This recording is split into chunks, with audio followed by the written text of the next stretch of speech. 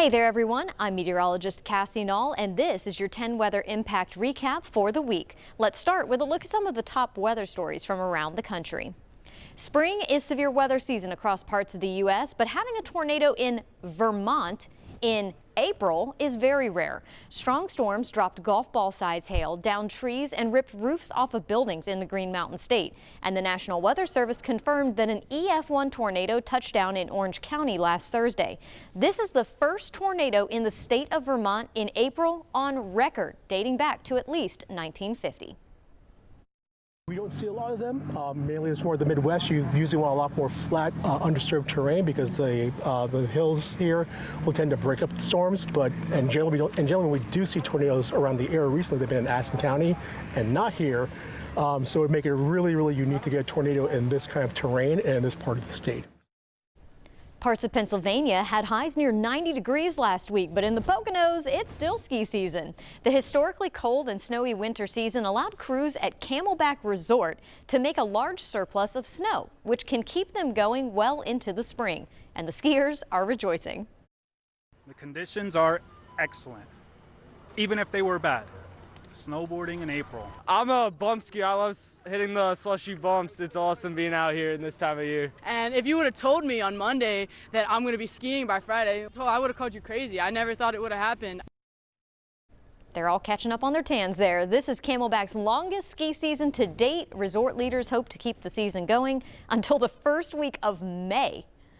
In the Midwest, many rivers are out of their banks after snowmelt and repeated rounds of heavy rain the past few weeks. Roads are closed and homes are flooded in parts of Wisconsin and Michigan, and unfortunately, the active pattern is expected to continue for this part of the country. In California, a group of parents in Sacramento are pushing back on a plan to replace grass in an elementary school with artificial turf. The parents say they are concerned about safety, with the heat and the potential chemical exposure from plastics worrying them the most. The biggest school district in California just voted to ban artificial turf. It's the wrong direction. The heat, I would say, is the biggest one. Also, just the loss of connection to any natural surface. All the toxin exposures, the turf will make the air quality worse for kids. The Sacramento City Unified School District says that the change has already been made at half a dozen other elementary schools in the district, and they consider the turf safe and sustainable. But this is just one example of conversations happening across the country at schools and sporting complexes. Grass is naturally cooler and better for the environment as it produces oxygen, filters water, and is biodegradable. However, grass requires more maintenance and is more easily damaged by heavy use. Turf has more cost up front, but is extremely low maintenance and also durable. Now, the con to turf, especially in warm climates, is that the synthetic fibers trap heat, creating significantly hotter conditions for people actually using the turf. I can attest to that from personal experience. Standing on a turf field in the summer feels like standing on a stovetop, with temperatures on the turf running 20 to 40 degrees warmer than nearby surfaces. Also in California, it's almost wildfire season, and firefighters in Napa County just got a new tool that will help guide them during a fire emergency. Cornell Bernard explains how it works. Obviously, there's two ways opening these, with the code or also breakaway locks. Eric Hernandez from CAL FIRE showing us what's inside this big red locker off Sage Canyon Road in St. Helena. Its contents could help save homes and lives. This map will give us some numbers. We know that we have the location of 78 structures. It's called a beacon box, a veritable treasure trove of vital maps and information to help guide first responders to the right roads, gates, and water sources, especially for mutual aid crews arriving from out of town, unfamiliar with the area. Typically, when we send engines up without this information, they're running blind. They're not familiar with the area. And so it's going to take a minute for them to identify, do we have proper fire department turnarounds? Do we have any hydrant systems? Community nonprofit Napa Firewise Foundation is expanding the Beacon Box network to 24 locations to cover every battalion unit in the county.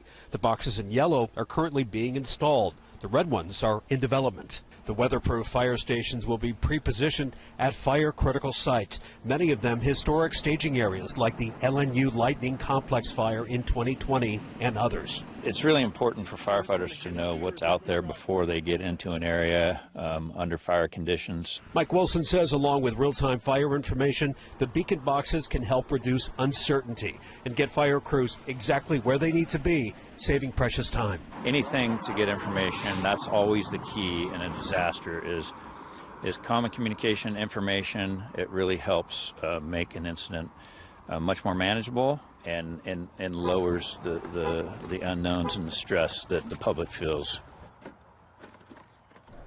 In Arizona, the town of Kearney is at risk for running out of water. The extended drought in the southwest has forced city officials to implement severe restrictions. But if rain doesn't start falling soon, those restrictions may not be enough to keep the faucets flowing. Josh Cristano shares the story. There's a water emergency in the town of Kearney. It's just the nature of the climate right now. We've been in a drought for many years, and this is the result. And the situation couldn't be more dire for residents. According to Mayor Curtis Stacy, the town is just months away from getting their tap turned off, potentially in July. There's a lot of people here that live here and no water. That's going to screw a lot of things up for everybody. The town of Kearney gets most of its water from the Gila River, but they're only allowed to use a certain percentage of it. So even though the river is still flowing, the town could hit their maximum allotment by midsummer. One hand, water all you want and have really bad water rations, or start now to make the water we have longer. Coolidge Dam, where Gila River water is stored, is only at nearly 2% capacity. The mayor declaring a town state of emergency back in January, now implementing the most severe water restrictions allowed upon residents, including no car washing, watering of landscapes, and filling of any pools. Nothing aside from life supporting measures. You can't use water for anything beyond that. Washing, cleaning, sanitization, cooking. In an April 8th letter to residents, Stacy lists out some conservation tips. Along with hauling water from out of town, laundry, wear it a second or even third day. Bathing or showers, no better time to connect with your significant other. Showering at work is also a great option. Residents telling me they're doing their best. It's frustrating, but it's been an ongoing problem for years. It's not just recent. Stacy says if these efforts fail, they will run out of water, and there could be legal consequences for continued pumping. Town staff still working on alternative water supplies and teaming up with federal and state partners for a solution. In Arkansas, strawberry season is in full swing, and farmers are reporting a robust crop this year after a mid-March freeze. The bounce back for plants has been so good, in fact, that picking has started earlier than usual in several areas. An assessment from the University of Arkansas Agriculture Department finds strawberry plants are thriving and farmers are getting in more picking days. While most farmers across the country are praying for rain, cherry farmers in California worry the rain could negatively impact their early harvest. Cherries are typically harvested between May and June in California from roughly 40,000 acres of orchards. But abnormal weather the last few months has the fruit ready to be pulled from the trees well ahead of schedule. Carmela Karcher spoke to farmers about the concerns and benefits of the early harvest.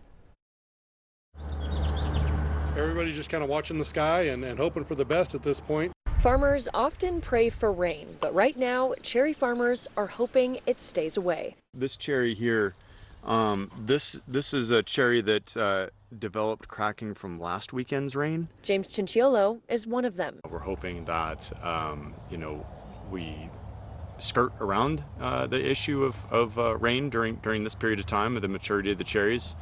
And it's at the forefront of most cherry farmers' minds right now. Cherries are an extremely sensitive fruit. One drop of rain can cause them to crack, and if it sits on the tree for too long, that open wound can lead to mold. So with this incoming storm system, James and others are keeping an eye on the sky. For the cherries that aren't susceptible to cracking now, the rainwater is of great benefit to the ground, to the tree, to the overall health of the tree, which affects the health of the cherry and the size of the cherry. And at that point, that's when the cherries become more susceptible, kind of a straw color, and that's when they're most susceptible to damage from rain. The Farm Bureau says this winter was tough to manage. A week of above normal temperatures sped up growth, creating a historic harvest much earlier in the season.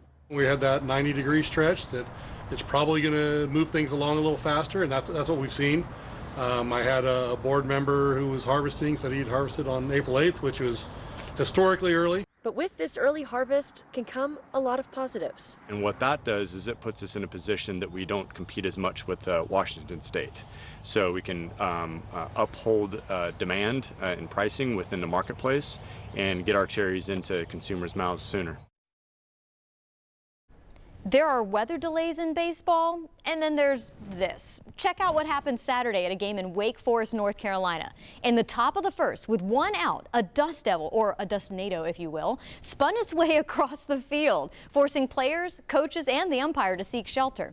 Dust devils form when hot air rises and begins to rotate, forming a whirlwind that, while usually short-lived, can grow strong enough to pose a danger to people and property. No one was hurt by this dust devil in the video, but it did knock over some shade tents on a neighboring field. The Triad of North Carolina has been experiencing well below average rainfall since September, and the drought is taking a toll on farmers. This is the time of year when crews need to be getting fields ready and crops planted to make sure the plants are getting healthy starts to produce the highest yield. The extended dry spell is putting a delay on that process. Really been in a drought since last fall. In October, November somewhere it got dry. Usually this time of year we're fighting rain showers and trying to get in the field. Now the lack of rain is keeping us out of the field. That farmer says that they need 2 to 3 days of good soaking rain just to get some moisture in the ground and soften it up enough to work with. He's not worried yet, but says the next 3 weeks will set the tone for the rest of the growing season. It's been a while since we've had significant rain here in East Tennessee. Our latest drought monitor shows dry conditions across our entire viewing area, and that means our farmers need to get creative when it comes to feeding cattle. Libby Cunningham visited the University of Tennessee's farm in Rockford and met with the director of the UT Beef and Forage Center. He says that he's concerned about the widespread drought, but is confident that farmers know how to get through the dry conditions. Livestock producers, they are people of faith, and we have faith that the rain's coming. We have faith that, next 2 weeks is going to be better than these ones. Agriculture experts say Tennessee cattle farmers are going through a dry spell. Cows eat grass at this time of year, but it's not looking too appetizing right now. Luckily, farmers have options. When we get in situations like this, that the grass is not growing, you may need to feed a little bit of hay as well to keep your pastures growing as much as they can, but do not overgraze them that much. Farmers can also cut from the herd to cut costs while they wait for the rain to come. If we don't have rain, and if we don't have rain in the forecast, that's when you get rid of the animals that are not productive, right? You're going to sell the bulls that you don't need. You're going to sell the cool cows. And prices are great right now. So it's nice to make sure that you don't have and you're not feeding animals that are not going to bring money to you. On top of that, there's some promising signs coming from out west that some of these conditions might be temporary. If the Pacific Ocean temperatures keep rising as they are right now, and we get into El Nino, we probably will have a better May, June, and July than we used to have. If you live near a river or lake in East Tennessee, you may have noticed that the water levels are running a little low for this time of year, even on the bodies of water managed by the Tennessee Valley Authority, like Douglas Lake. Leaders with TVA say rain is critically important to how they manage their system of dams and reservoirs, with nearly 6 million people in Tennessee currently in areas of drought.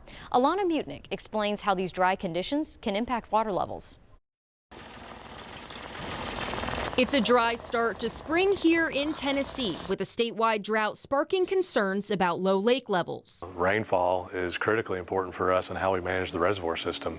It's the fuel that comes from the sky that we need to operate this system. The Tennessee Valley Authority's River Management Organization is seeing drought conditions across the entire Tennessee watershed. That's a 41,000 square mile area that touches parts of 7 different states. So it's a massive area. If we have less rainfall, that's less generation that we can run through our dams. So that's one thing that we're going to keep an eye on. But certainly one of the bigger impacts if we're low on water is going to be on the recreational side. That side meaning boaters. Every year we're excited when the water comes up. Boaters like Paul Kelly. My boat drafts 5 feet. So it's important to us that we get those extra few feet when the lake comes up. TVA recorded about 1 inch of rainfall for the month of April, which they say is drier than usual. We get 60% of our runoff from the rainfall occurs between January and about mid-April for the total year. And so this is an important time of year when if we get these big rain events, we try to capture that water to help us fill up lakes. We're really looking for Mother Nature to bring us some more rainfall. Kelly, who's been on the water for as long as he can remember, is looking for the same. If you grew up in this area, you know, lake life is just part of recreational activities and just part of the fabric of living in East Tennessee. So, based on those stories, we really need to see some rain, and our next chance is going to arrive as we go into the weekend. I know the timing could be better, but this rain is a good thing. It looks like we'll have a chance for some scattered showers and storms maybe Friday night into the day on Saturday. As of now, it looks like less coverage of those rain chances into the day on Sunday, and then we're watching another stronger system to come through the region sometime in the Monday to Tuesday time frame, which might also be able to bring some stronger storms to the southeast as well. So just make sure you check back for updates to the forecast. Enjoy the sunshine and warm temperatures while we have it, and be thankful for the rain once it arrives as we go into the weekend. Thank you so much for watching. And remember, you can get the latest forecast and watch our 24/7 live radar anytime with the WBIR Plus app. You can download it for free to watch on your TV.